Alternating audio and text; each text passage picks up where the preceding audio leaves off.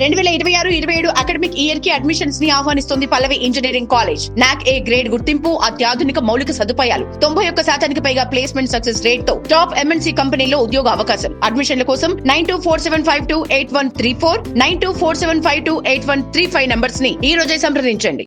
10వ తారీఖున ప్రధానమంత్రి మోడీ హైదరాబాద్కు రానున్న నేపథ్యంలో మనతో మాట్లాడడానికి ఎంపీ డీకే అరుణ గారు మనం చెప్పండి, ఏర్పాటు ఎట్లా సాగుతున్నాయి, ఎంతమంది జన సమీకరణ చేస్తున్నారు, ఎంతమంది వచ్చే అవకాశం ఉంది? 3 లక్షల పైన సభకు అందరూ హాజరవచ్చని అనుకుంటున్నాం. ఎందుకంటే ప్రతి చోట నుంచి పెద్ద ఎత్తున మోదీ గారు ఈ 5 రాష్ట్రాలు ఎన్నికలు జరిగిన తర్వాత అస్సాం, పుదుచ్చేరి, ముఖ్యంగా పశ్చిమ బెంగాల్లో కూడా కొత్త రాష్ట్రం భారతీయ జనతా పార్టీ ఖాతాలోకి రావడం వల్ల ప్రజలందరూ కూడా చాలా ఉత్సాహంతో మోదీ గారిని ఆహ్వానించాలని, స్వాగతించాలని చూస్తున్నారు. వారి సభలో పెద్ద ఎత్తున పాల్గొనాలని కూడా పెద్ద ఎత్తున ప్రతి చోట నుంచి కూడా చాలా పెద్ద ఎత్తున పాల్గొనేటటువంటి అవకాశం ఉంది. అంటే ఇప్పుడు కాంగ్రెస్ ప్రభుత్వం కూడా చెప్తుంది మీరు రాష్ట్రానికి ఏం తెచ్చారా అని చెప్తున్నారు. అంటే ఈ సభ ద్వారా ఏం చెప్పదలుచుకున్నారు రాష్ట్ర ప్రజలకు?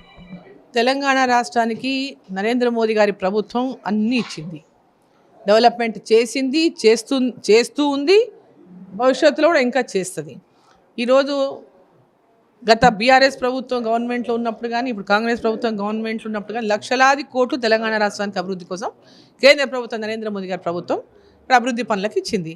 రైల్వేస్ కానివ్వండి, కొత్త రైల్వే లైన్లు కానివ్వండి, కొత్త ట్రైన్సే కానివ్వండి, స్టేషన్ల ఆధునీకరణనే కానివ్వండి, నేషనల్ కొత్త హైవేసే కానివ్వండి, కానివ్వకుండా భరత్మాల గంట్ల అనేక రోడ్లు PMGSY కానివ్వండి, అదేవిధంగా ప్రతి ఒక్క రోడ్డు సింగిల్ లేన్, డబుల్ లేనింగ్లో కానివ్వండి, అదేవిధంగా గ్రామాల్లో ఇన్ఫ్రాస్ట్రక్చర్ కానివ్వండి, పెద్ద ఎత్తున లక్షలాది కోట్ల రూపాయలు తెలంగాణ ప్రభుత్వానికి నరేంద్ర మోదీ గారి ప్రభుత్వం పెద్ద ఎత్తున అందజేస్తూ ఉంది, అభివృద్ధి చేస్తుంది.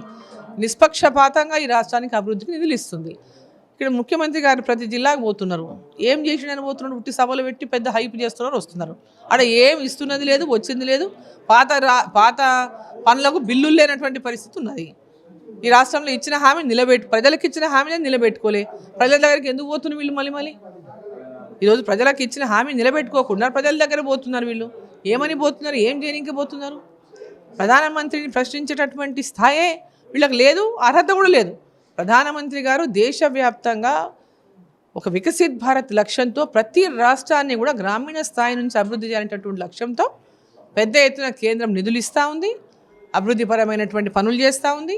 అన్ని రంగాల్లో కూడా ఈరోజు ఈ దేశాన్ని అభివృద్ధి పరుస్తున్నట్లే తెలంగాణ రాష్ట్రాన్ని అభివృద్ధి పరుస్తూ ఉంది. బీఆర్ఎస్ బీజేపీ రెండు ఒకటే అని చెప్పేసి కూడా కామెంట్ చేస్తూ ఉన్నారు కాంగ్రెస్ పార్టీ వాళ్ళు. అది వాళ్ళ పాత స్లోగనే, కొత్తదేముంది?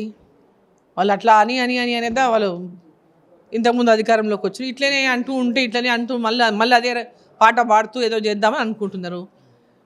గతంలో వీళ్ళు మాట్లాడిన మాటలన్నీ నిజమైనయా? సింగిల్గానే పోటీ చేసింది కదా భారతీయ జనతా పార్టీ. అది సరిపోదా వాళ్లకు? మళ్ళీ ఒకసారి పాట పాడడానికి ఎందుకు పాడుతున్నారు? ఆ పాట చేత కాకపోతే మీరు ఇంట్లో పాడుకోండి. మీకు చేత కాకపోతే ఇంతకుముందు కలిసిందంటే ఆ 2 పార్టీలే కదా. భారతీయ జనతా పార్టీ ఎప్పుడైనా కలిసి పోటీ చేసిందా బీఆర్ఎస్తో?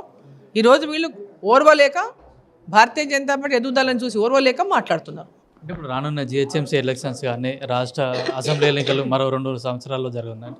ఇదొక మొదటి అడుగు అనుకోవచ్చా ఈ సభ? ఖచ్చితంగా తెలంగాణ టార్గెట్ ఉంది. భారతీయ జనతా పార్టీ తెలంగాణలో అధికారంలోకి రావడమే లక్ష్యంగా తెలంగాణ రాష్ట్రం మీద ప్రత్యేకమైన దృష్టి పెట్టింది.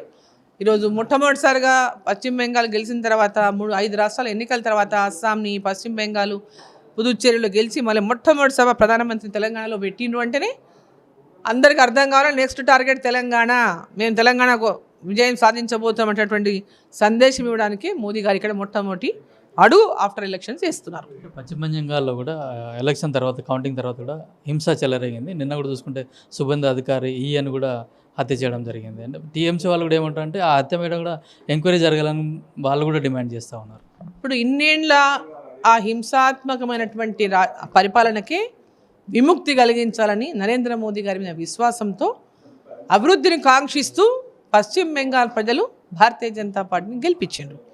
తప్పకుండా ఆ రాష్ట్రంలో జరిగినటువంటి అనేక సంఘటనల మీద ఇప్పుడు వచ్చినటువంటి భారతీయ జనతా పార్టీ ప్రభుత్వం విచారణ చేయిస్తుంది.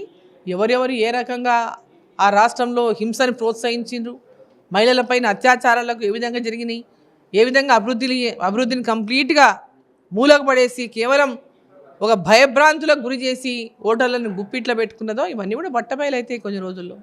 అయితే నరేంద్ర మోడీ సభ అయితే రానున్న తెలంగాణలో బీజేపీ అధికారానికి ఒక మొదటి అడుగుగా చెప్తున్నారు. అట్లాగే పశ్చిమ బెంగాల్లో కూడా ఏదైతే హింస జరిగిందో దానిపైన కూడా ఎంక్వైరీ జరిగి ఎవరైతే దోషులు వాళ్ళందరిపైన కూడా చర్యలు తీసుకునే అవకాశం ఉందని కూడా డీకేఆర్ నగర్ చెప్తున్నారు. కెమెరామన్ మధుతో కిరణ్ కుమార్, పల్లవి టీవీ, హైదరాబాద్.